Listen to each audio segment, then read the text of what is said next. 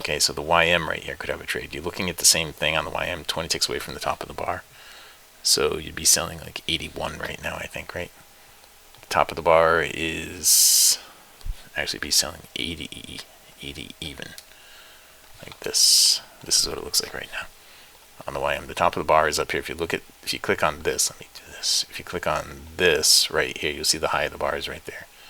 The high of the bar is at 400 even. So 80 is 20 ticks below the top. So we just triggered in. We got 1 tick of slip. We're in at 79.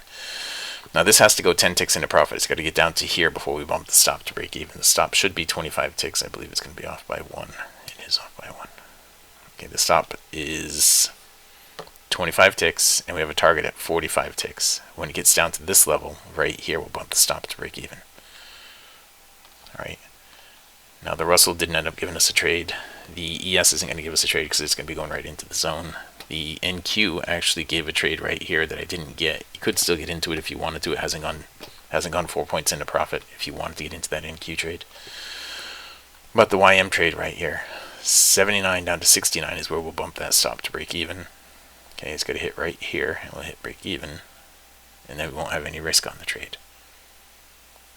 Okay, there it is.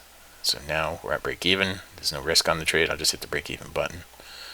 We don't have any risk on the trade. I'm just going to lock in a couple of ticks on this. And so it should go down here to 350.